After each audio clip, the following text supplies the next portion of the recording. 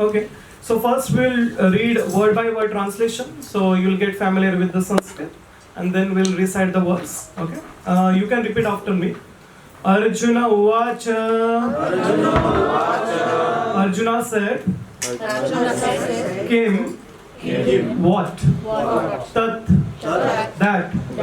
Brahma. Brahman. Kim. What? Adhyatman. Self. Kim. What? Karma. Fruity activities. Purusha. Purushottama. O Supreme Person. Adi Bhutam. The material manifestation. Cha. And. Kim. What? Proktam is called Adi Daivam, the demigods. Kim. What? Uchyate is called. Kim tad Brahma Kim Adhyatam. Kim Karma Purushottam. Adi Bhutam Cha Kim Proktam. Adi Daiva Kim Uchyate. Kim tad Brahma Kim Adhyatma. Kim Karma Purushottama. Adi Bhutam Cha Kim Proktam. Adi Daiva Kim Uchyate. Kim Tad Brahma Kim Adhyam. Kim Karma Purushottama. Adi Bhutam Cha Kim Proktam. Adi Daiva Kim Uchyate. Translation and purport by His Divine Grace A.C. Bhaktivedanta Swami Prabhupada ki Jai. Arjuna inquired, O Lord, O Supreme Person, what is Brahman? What is self? What are the fruity activities? What is the material manifestation? And what are the demigods? Please explain this to me. In this chapter, Lord Krishna answers different questions from Arjuna. Beginning with what is Brahman, the Lord also explains karma, the fruity activities, devotional service, yoga principles, and devotional service in its pure form. The Srimad Bhagavatam explains that the Supreme Absolute Truth is known as Brahman, Paramatma, and Bhagwan. In addition, the living entity, the individual soul, is also called Brahman. Arjuna also inquired about the Atma, which refers to body, soul, and mind. According to the Vedic dictionary, Atma refers to the mind, soul, body, and senses also. Arjuna has addressed the Supreme Lord as Purushottam, Supreme Person, which means that he was putting this question not simply to a friend, but to the Supreme Person, knowing him to be the supreme authority able to give definitive answers. Hare Krishna. So basically we are starting new chapter from this week. So the chapter name is Attaining the Supreme. Okay. So like we finished like 7 chapter in last 6 years. So it took like 6 years because we have only 50 classes in a year, basically 52 classes. So not much. So it took like 6 years for us to finish like the 7th chapter, and now we are starting the the 8th chapter. As the name suggests, attaining the Supreme. That means how can we attain the Supreme Lord? How can we go back home, back to Godhead? So that is the the overall the points discussed during this chapter. Okay. So basically, like if you see all the scriptures, whether it's Bhagavad Gita, Srimad Bhagavatam, or the Chaitanya Charitamrita, they are in which form? They are in the form of what? Conversation, right? So the one person is asking the question and the other person is replying to it, right? Let us say Bhagavad Gita. So in a Bhagavad Gita, Arjuna is asking question to whom? Krishna, right? And Krishna is replying his answers. Also he is asking question to Arjuna, and then Arjuna is explaining his thoughts, right? So basically all our scripture, if we see, they are in the form of conversation, or in conversation there is question and answers, right? Even if you look at the Srimad Bhagavatam, so at one point there are like 5 conversations happening at the one time. So in 7th canto, so the Sutta Goswami, so who is explaining Srimad Bhagavatam to the sages of Naimisharanya, then so basically he heard from the Sukdev Goswami, who is explaining to who? The Parikshit Maharaj, right? Then Narad Muni explaining this to the Yudhishthir. Then the next conversation is what is the name of Hiranyakashipu explaining to his mother. The story of Yamraj explained to one bird. So there are like 5 conversation in one, So basically, what is the summary? So all our scripture is in the form of conversation, right? It is not a monologue. Monologue means only one person is talking, and there is no conversation. Like Sri Jagannath Baldev Subhadra Maharani ki, Gaura Nitai ki, Prabhupada ki.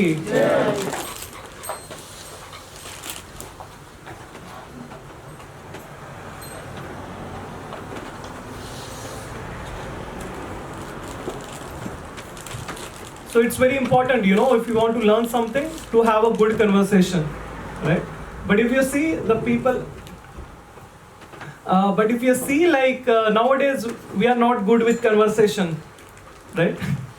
So like if 2 persons are talking, one person is either watching TV or all the time he is having phone in his hand, right?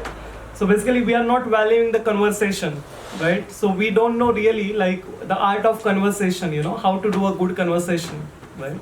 So if you want to learn that, we really have to go in deep of the scriptures, and then that's how we can learn the art of conversation, right? And so what is the most important thing in conversation, by the way? Like if we look at the scriptures, question and answer. Questions, right? So I want to ask you all, what are the benefits of asking questions? Like not only to me, let's say today, but in general, what is the importance of asking question, or what is the benefit you get by asking question? So anybody want to answer? Yeah, learning. Okay. Clarify doubts. Clarify doubts. Rajesh, can you close this? It's too noisy. Yeah. Listening really concentrating. Listening. Okay. And when you ask the question, you never forget that answer because you have asked it. Yeah. So Right. you remember the thing. Okay. Anybody at the back? Like what is the benefit of asking question? Showing interest. Interest. Yeah. Knowledge. Right. So there are so many benefits of asking questions, right? And so basically I'll list it down only the 5. So first one is that it boosts your knowledge, right? So because like if you don't have knowledge of anything and you ask question, so you can you get answer to your question, and that's how it enhances or increases your knowledge, right? So that is one benefit. Then second one is that it keep up your curiosity, like how things are happening, when things are happening, where things are happening, right? So when you have this curiosity and when you ask this question, so basically it keep up with the curiosity, right? If you don't ask the question, you'll never learn something new, right? So basically it keep up with the curiosity. Third thing is that it enhances your creativity, right? So when you ask question, so basically you give some trigger to your brain to think something different, right? If you don't ask anything to anyone in this world, you'll never learn, right? Because you are not triggering your mind to think something new, right? So basically asking question will enhances your creativity. What is for? Build up your confidence, right? So if you ask question, let's say there are like 100 people, right? And you ask question, right? So it takes courage to raise your hands and ask question, right? So by asking question, you can develop that confidence so that you can even speak in between any number of people, right? So basically you'll increase your confidence. And what is last? The motivates you to learn more, right? So the more question you will ask, the faster you will learn, and the more you will learn. But if you don't ask something, so you'll never learn, right? But the problem is that we are too shy to ask questions, and we never ask questions, right?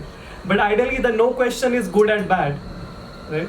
So basically, by asking question, we are fulfilling our knowledge, we are increasing our capability, we are increasing our confidence. So whenever you should have question, you should always ask it, right? You should not keep in mind, because you may not get the opportunity to ask it again, right? So these are like some of the benefits of asking question, right? And if we look at today's verse, so what Arjuna is doing? He's asking question to whom? Krishna, right? So the whole translation is filled with question, right? So what are the questions? So we'll go one by one. So the first question he is asking is, I may go, in a different order, so not the same order what Arjuna asked. So the first question, let's say, what is the self? So anybody know who am I? Soul. Okay.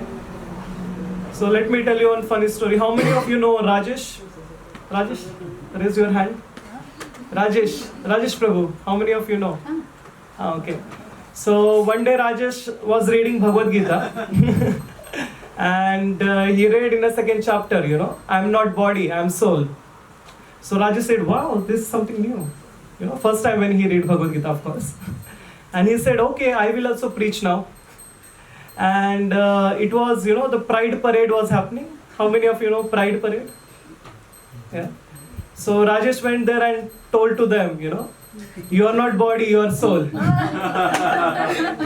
So basically, end of all arguments, right? So when you say to LGBT, like the Pride people, you are not body, you are soul. So the whole parade is West, right? So basically, who are we? We are not this body, right? We are soul, but we are so much identifying us with this body, like my body, then my mother, my father, my relatives, my friends, my house, everything my, right? So we are not able to, go beyond this bodily conception of life, and we are not able to, connect to the Supreme, right? Until unless we, go above the bodily or materialistic platform, it is very difficult for us to connect to the Supreme Lord. Right? So the first, what is the question? What is the self? What is the answer? I am not body, I am soul. Right? What is the second question here is, what is Brahman? So basically, let me ask you one more question. What is your understanding of the Supreme Lord? What is your understanding of the God? How do you see God? Like, let's say before coming to ISKCON, or before you heard any philosophy, since your childhood, what was your understanding? Who is God? Like how it looks, or whether, how he is. So what was your understanding? Anybody want to share? God is everything. Okay. My friend. Huh? Friend? Which? Krishna is my friend. Okay. No, like not as a relationship with God. I mean, like how is God? Like, whether God is like, if you go to heaven, so there is one old man with a, big beard like Dumbledore sitting on the chair, So I'm saying such, understanding. So what was your understanding before you connected to ISKCON? I thought he didn't have a form. He didn't have form? Yeah. Okay. He's everywhere. I came up from a Catholic background, and I listened to the priest and what they say, but I was always, as a little girl, I was always thinking, this is not true. God is not an old man like that. And I was thinking God is male and female. Okay. And he is young. And he's always playful, and he is full of love. And he's always into games and this and that. Yeah. Maybe it comes from past life. Yeah. Nice. And I was looking for that many years, and then I found You Krishna found it consciousness. here. Yeah. Anybody else want to share their understanding of God? Yeah, Yes. Prabhuji, Yes, bro. the one who fulfill our desires, and he only needs to So basically, Prabhu said, like, whenever I need something, I'll go to the God, and He will fulfill all my desires. Right? That's what we do in India, I think. Like, all since our childhood we have been taught like this. Like, there is someone, so when you need something, so just go to him and all your desires would be fulfilled. Right? You also have the same understanding?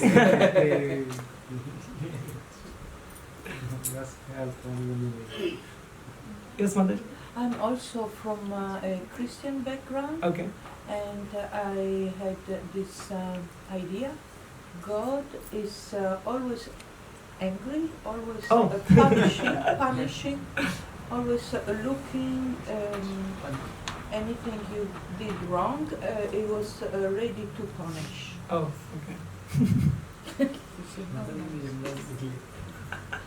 Yeah, there is one God, Yamraj. He is punishing, but not the Supreme God. Okay, so basically you are right in one sense. Yeah.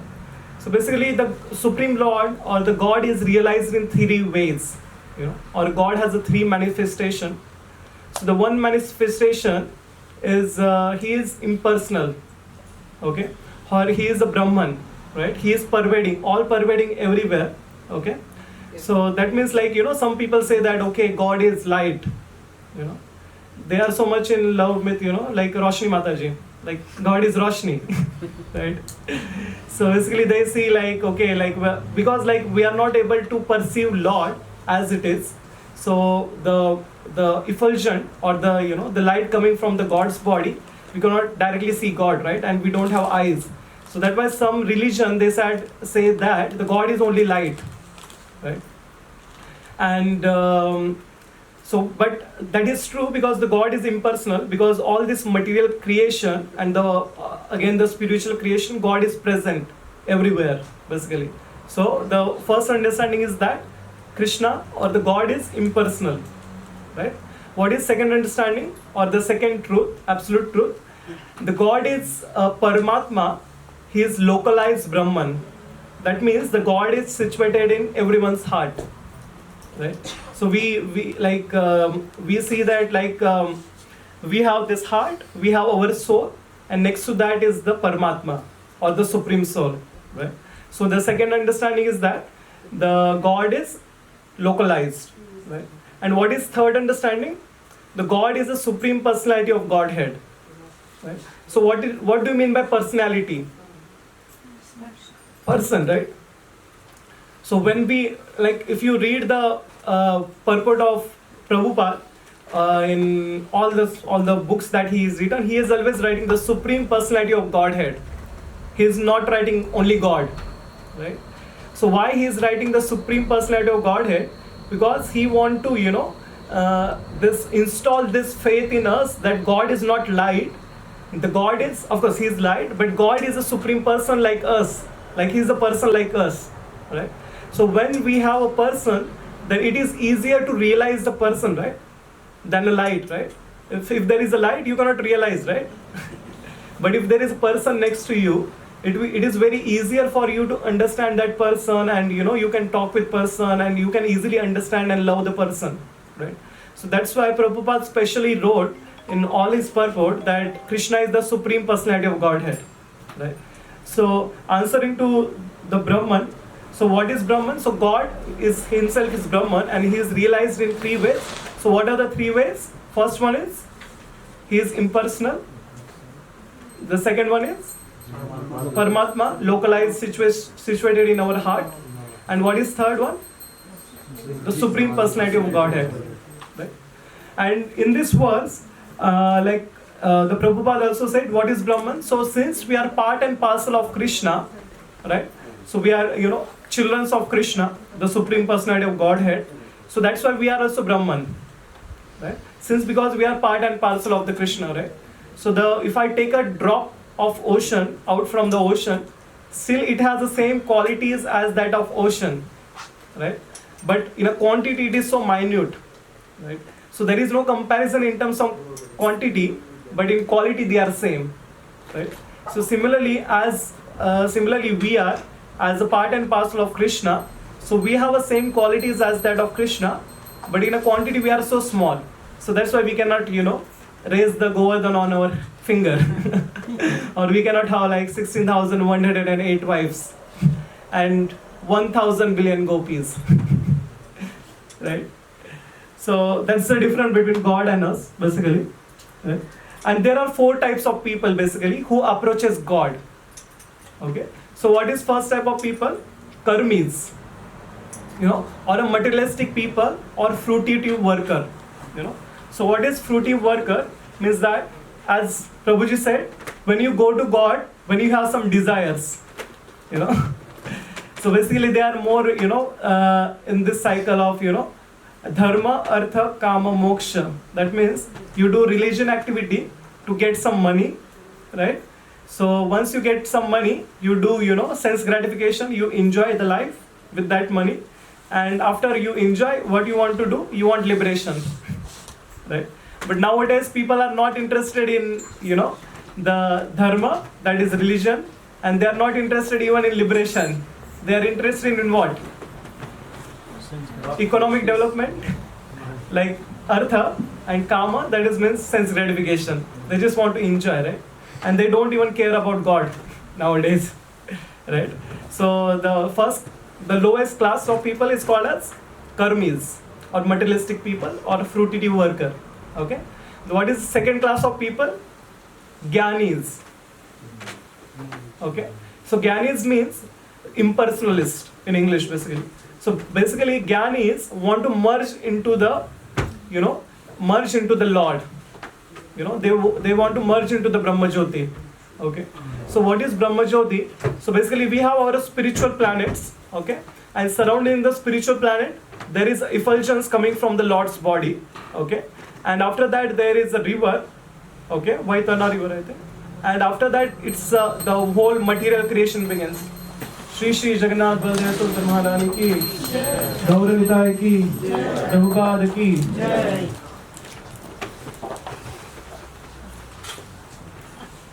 So we have this like spiritual planet, then Brahma Jyoti, and below that we have this material creation where we are staying right now. Like all the universes are there, okay? And so basically this the Gyanis, basically, they want to merge into the Brahma Jyoti, okay? So that basically Gyanis are aspiring for this kind of liberation, okay? What is third class of people? Not third class, basically third type of people. They are called as yogis. Like some people do lot of austerities in Himalaya. They stand in like minus 30 degree, minus 40 degree. They do lot of austerities, right? And sometimes they stand in fire when it is like 50 degree outside temperature. Right? So they do all the austerities just to like increase their like austerities, and just to see the Paramatma, or the localized God inside their heart, right? So it is called as third type of people, that is nothing but the yogis. And what is the fourth and the best type of people? Who are they? Bhaktas, or devotees, right? So basically devotees are the only class of people who want to do service to the Lord, right? If you see the karmis, they want to enjoy all the time, right? If you look at the Gyanis, they don't care about service. They want to merge into the Lord, right? And the third, yogis, they do a lot of austerities just to see the Paramatma inside their heart, okay? And the only devotees want to serve the Lord, right? So that's why devotees are the best, best people, because only they want to serve the Lord, right? So basically we discuss about how many types of people? 4 types of people, right? So first one is Karmis, second one, third one, Yogis, and fourth one, Devotees. what is best? Devotees. Right? And so basically, so we answer the question what is Brahman, what is self. We also answer what are the fruitive activities through the karmis, basically.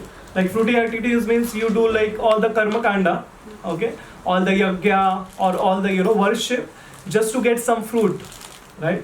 So that is nothing but the fruitive activities, right? So let's discuss our next question.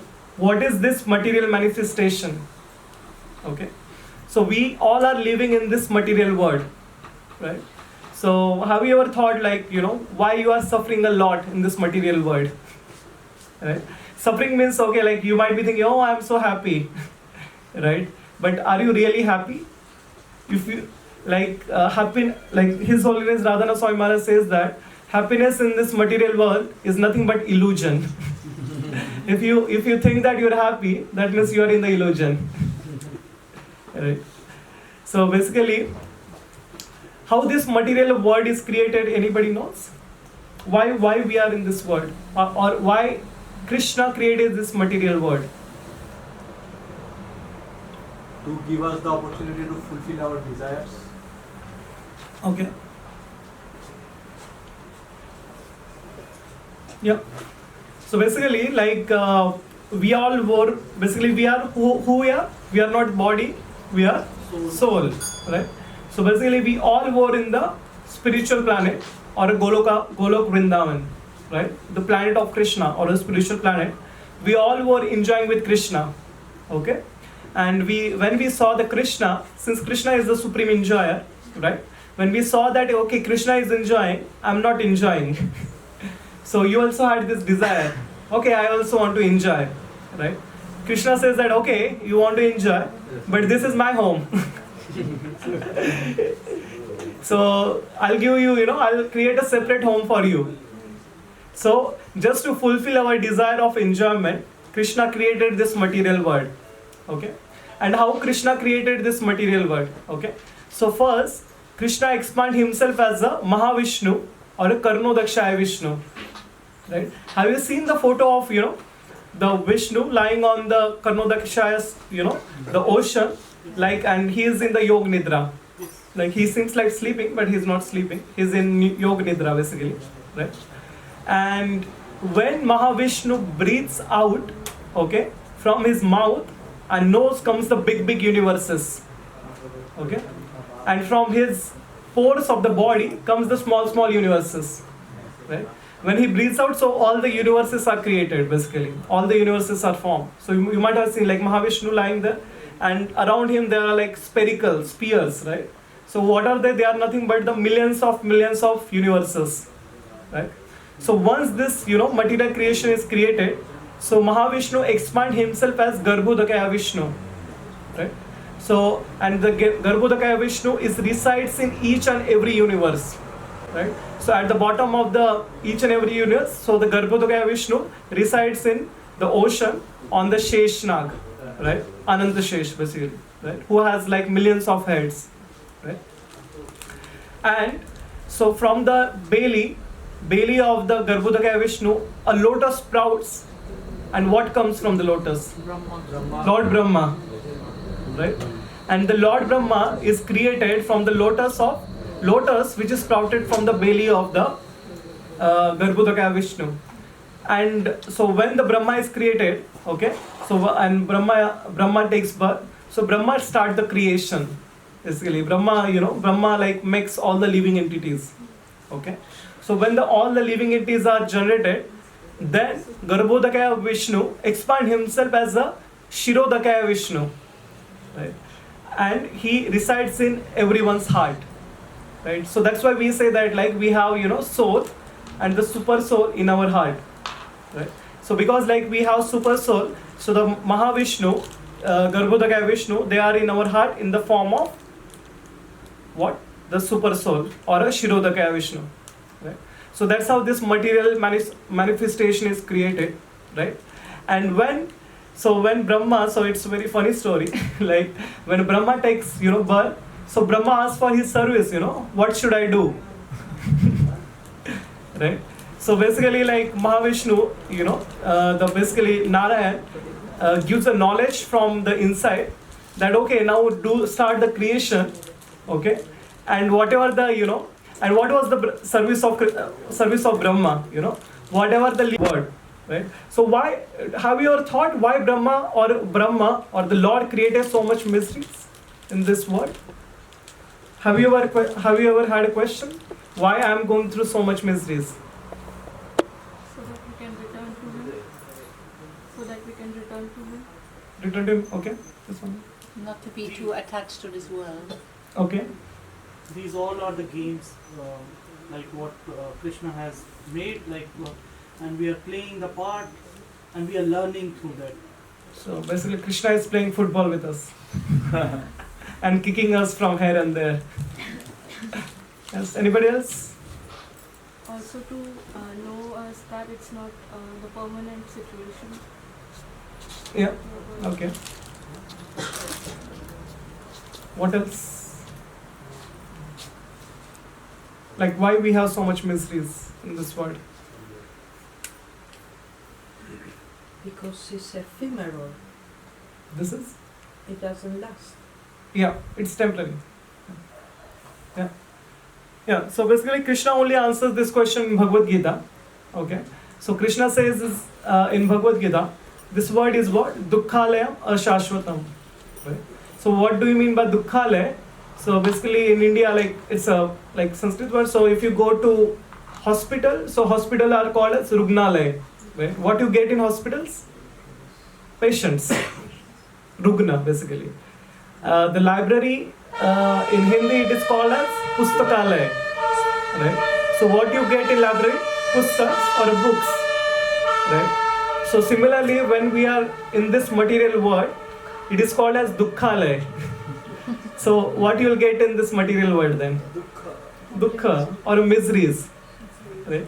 So that's why we are suffering a lot in this world, right? Material world. And what are the sufferings are? Birth, death, old age and disease. Right? Yeah, 4. And then the next part of the verse is that dukkhalam ashashvatam. What do you mean by ashashvatam? That means it is temporary. This place is not permanent. Right? So how anybody visited in prison? Prison. Not as a, like the criminal, but maybe to meet someone. I hope all are good people here. So sincere guys. Yeah, so basically if you stay in prison, so if they provide all the facilities to you, will you still stay in prison? No, right?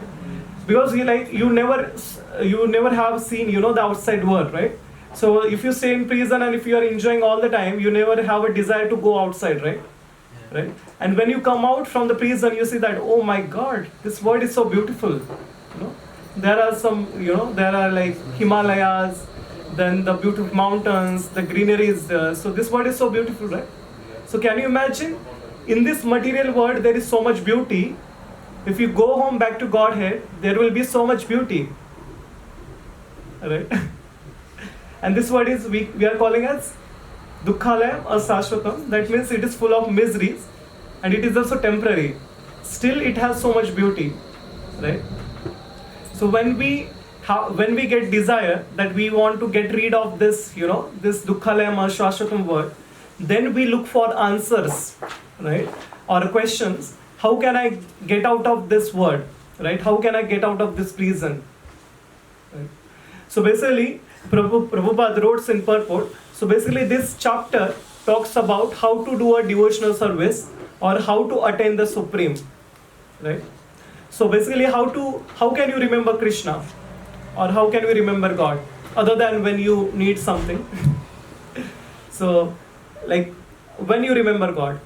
Anybody wants to share examples or their own, thought about when you remember the God? Yeah. When you are grateful. Okay. So when you get something, so you show your gratefulness. So that's okay. What else? I'm thinking what I'm doing here. Okay. And I remember it. He's thinking, what am I doing in this material world? And then he's thinking about God. Why you put me here? Of course. Okay. So third thought. When you offer food, When you offer food, fruit to the Lord. yeah. Okay. Yeah. Nice. When you look for eternal love. When you look for eternal love. Yeah. Right. Because the love of this material world is fulfilled with expectation. Right? So when the expectations are not fulfilled, all things are gone, right?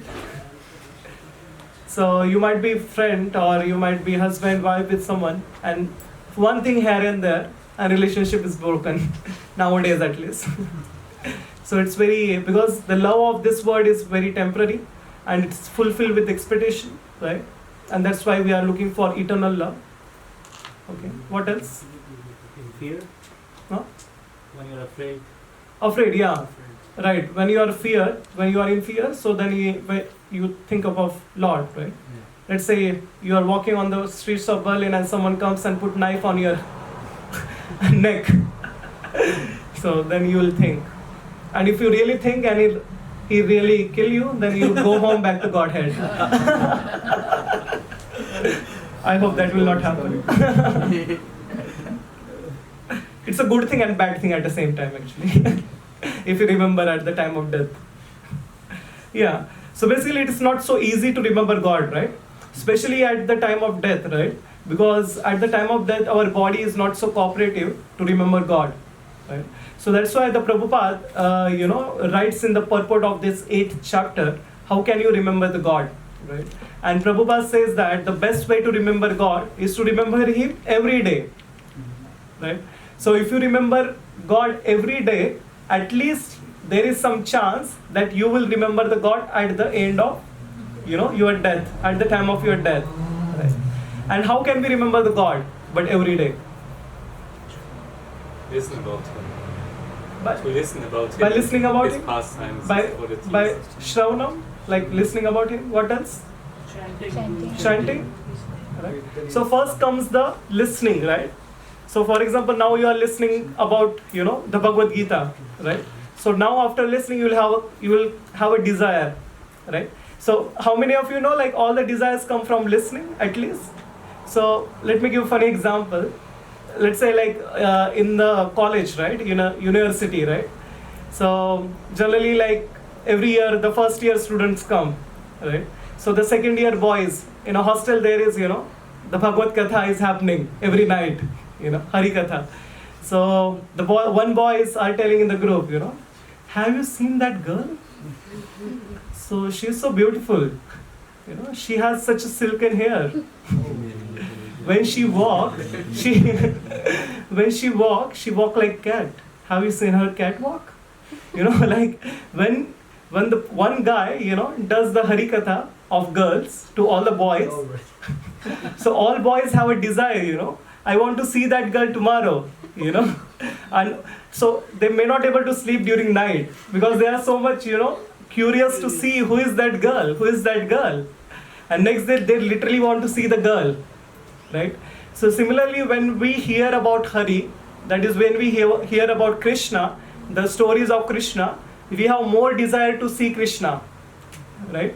And that's how like we can, develop our devotional service. So that's why the Shravanam, Kirtanam, Vishnu Smaranam, that means Shravanam is the first step for starting our devotional service. So that's why it is very important to come to temple and listen to the Hari Kathas, so that we can develop a desire to, chant the glories of the Lord and then remember the Lord, right? So the first step is called as listening. What is second step? Chanting, right? And what we chant, let's repeat together. Hare Krishna, Krishna Krishna, Hare Hare, Hare Rama, Rama Rama, Hare Hare. So chanting is so simple, right?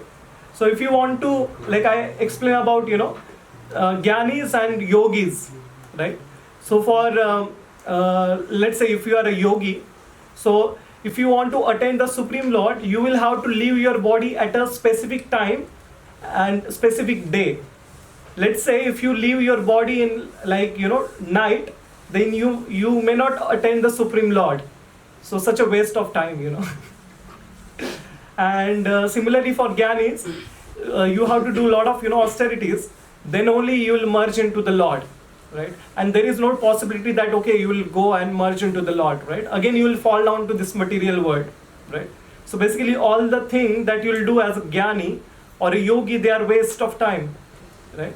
Because at the end of the day, you will come back to this material world, right? But only devotees, if they do their devotional service in a right way, they will go home back to Godhead and they will never come back, right? And even if you are not able to complete your devotional service completely, still next life you will get a body in very rich family, or you will get a birth in very the devotee family, so that you can complete your devotional service and go home back to Godhead. So by anyhow, devotees are in the profit. Right? If you do good devotional service, you'll go home back to Godhead. Even if you are not able to complete it, you will get a good body in the next life, and you can complete your devotional service, and that's how you can go home back to Godhead. Right? So basically, doing devotional service is the easiest part for devotees. Right? Because as a devotee, what we are doing? You are coming to temple, right? You are dancing in front of Lord, right?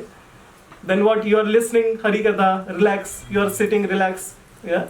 Then after that again we eat delicious prasadam offered to the Lord, right? So even like we don't attain the Supreme in the next life, still we are in the profit, right? Because we are happy people, right? So because we have a knowledge of what is body, who is God, why this material world is like this, why am I suffering? So because we have answer to all this question, we are living very happy life. But at the same time, yogis and the Gyanis have to do a lot of austerities. Right? We don't have to go to Himalayas to do our austerities. We are happy in Berlin. Right? So that's the advantage of being devotee. Right?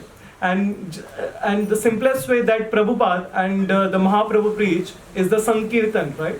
Or the chanting the holy name. Just by chanting the holy name, we can, achieve our devotional service. And even at the time of death, if you are not able to remember Krishna, Krishna will remember you.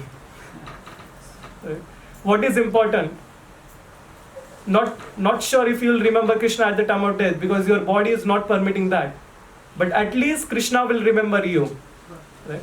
So let me share one funny story. So one time one devotee asked Prabhupada, I'm chanting, all my 16 rounds. I'm, following all the regulative principles. Will I remember Krishna at the time of death? So Prabhupada said, okay, are you chanting 16 rounds? He said, yeah. Are you chanting, are you following the regulative principle? He said, yes. So Prabhupada said, don't worry. So again, this devotee asked, Prabhupada, but how will I remember Krishna at the time of death?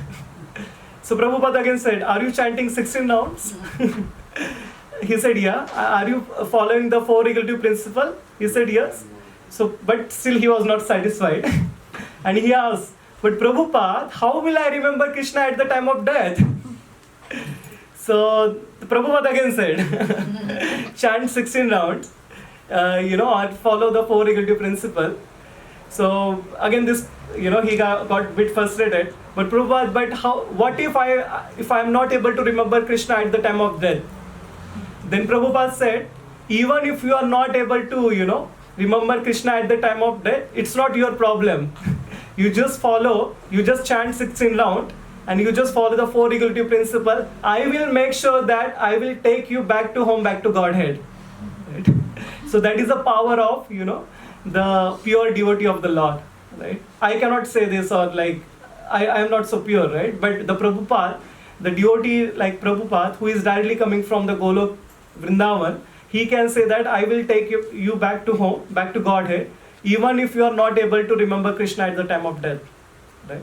So that's why it is very important to chant our round regularly and, like do our devotional service, attentively and sincerely, so that even though we are not able to remember Krishna at the time of death, so that's no problem, but at least Krishna will remember, our spiritual master will remember, and the Prabhupada will remember, and they will take us back to Godhead. Hare Krishna. Hare Krishna. So, any questions? Yes, Mother. I don't understand this word, Godhead. Godhead. Why head? Godhead. Supreme Personality of Godhead, right? So, he means the head of God, basically. Like head, HOD, head of department, right? So, we have head. So, it is like Godhead. So, because he is the Supreme, so that's why Prabhupada used this translation like Godhead, Supreme Personality of Godhead.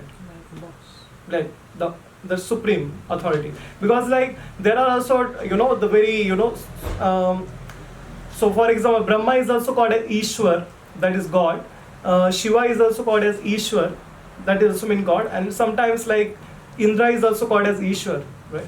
But the Krishna is called Parameshwar, right? So he is the highest, right? and the direct translation is Supreme Personality of Godhead. So that's why it's.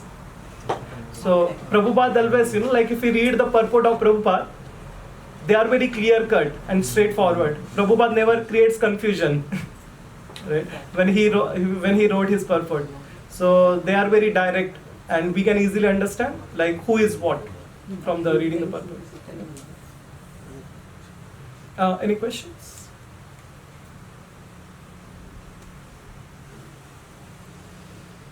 Okay, so yeah.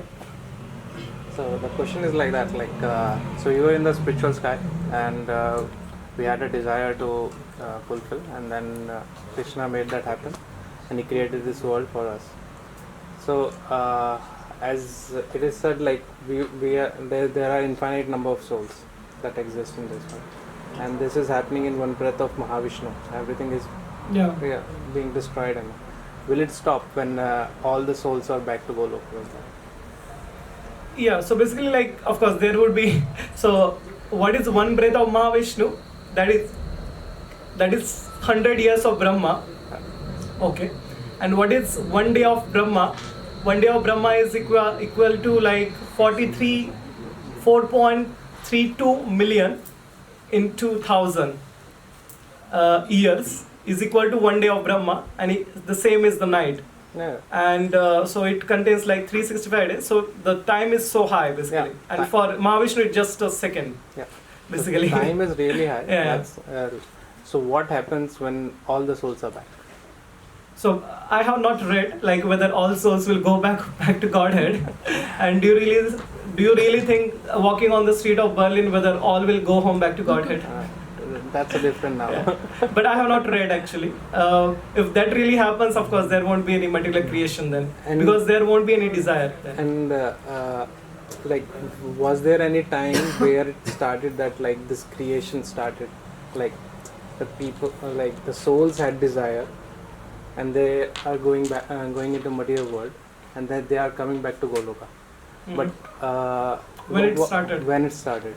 Okay, so basically, when you read the Bhagavatam, so again the time is very like billions and trillions of years. So it is very difficult to like understand time, because it's very have started, like we never know, like it is starting from all the time. I think like you cannot understand basically from reading even Bhagavatam. Like of course the Krishna says like he created this material universe and everything, but time is not mentioned basically anywhere. Yeah. It's not real. Sorry? Time is not real. No, because it's like happening since billion years, more than that. Yeah, I read Maya, this word, material word, is also eternal, because it disappears at one stage, after millions disappear, and then comes out again. Yeah. So for this reason it's called eternal as well, because it disappears and comes again, disappears, comes again. It is a change, but it is eternal. Disappear, comes again, disappear. Yeah, so basically like it's not really eternal, because eternal means one that never changes. Okay, but if you see, this material world is always changing, right? And basically, so Brahma, basically, when Brahma wakes up from his sleep, so he begins creation. Okay, and at the night when he sleeps, creation starts, and all the living entities are like go into the belly of Garbhodakaya Vishnu, right? And in the morning, when again Brahma wakes up from his sleep, again he begins the creation basically, and based on the karma of each and every individual, so you get the new body basically. So it's like that basically, 1 day of Brahma basically, and after the like 100 years of Brahma, so the whole annihilation happens, and we all go into the body of Mahavishnu basically, and again Mahavishnu breathes out, again the whole universe is created. So eternal means one which is not temporary, or which is permanent. So this material world is not permanent, so we cannot phrase as eternal. Shiv Prabhupada said that it is going on eternally, but sometimes it's manifested and then it's not manifested. Yeah. But he said it. it will continue. So Yeah. it will not stop. Yeah, right. So it will be there because of the, the more desire we'll have to enjoy. So the more Krishna will make sure that, okay, we have this word. Like our father, like we need something, so we get. The desire is already, the desire to enjoy, it is already there because it is also a part of Krishna. Yeah. Krishna is the enjoyer. And if we are a tiny part of Krishna, there is the desire of Yeah. enjoy. So basically, we are enjoying by seeing Krishna enjoying. So, like Radharani, let's say, right? So she is the topmost, the Lahadini Shakti of Krishna, right? So she is enjoying by serving Krishna, right? So similarly, if like you come to temple and if you do service to Krishna, you are enjoying, right? You feel happy, right? But at the same time, if you have separate desire to enjoy, then Krishna will say that, okay, since you have separate desire, then he will send us back to this material world, basically. So based on the desire, you get this body. Right? So it's like this. Yes, Prabhuji?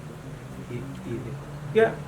Can I ask? Yeah, please. So I wanted to understand the concept of separation of the creator and the creation. So if it needs a creator to create a creation, then the logical question would be, who created the creator?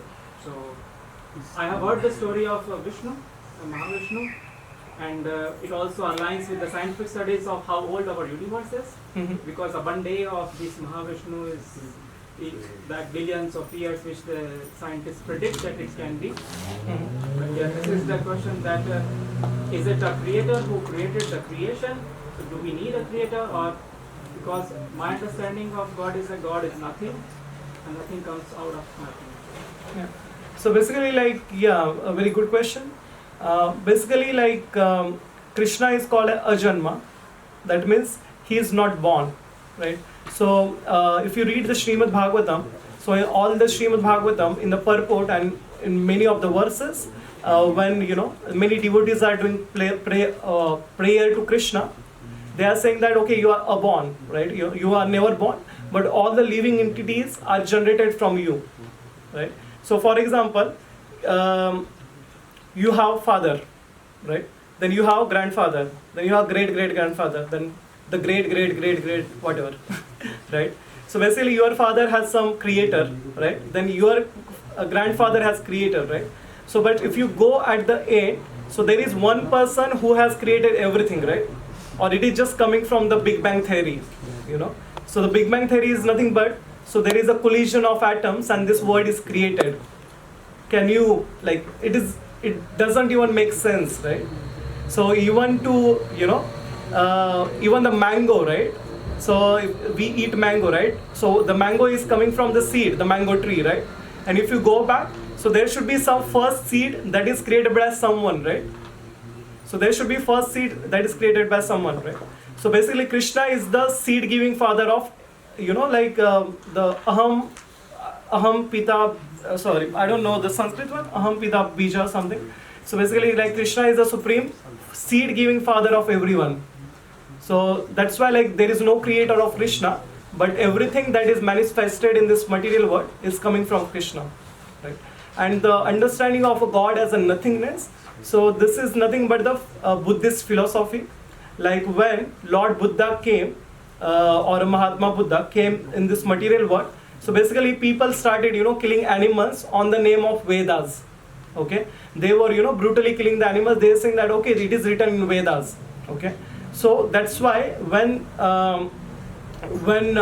Buddha came, so he, he said, okay, you don't follow, Vedas. You just follow this, so that people will stop the violence against animals. So that was the purpose. But later on, it is manipulated and the people started thinking, okay, God is nothing. But Lord Buddha never preached the philosophy of, nothingness. So he never said that God is impersonal.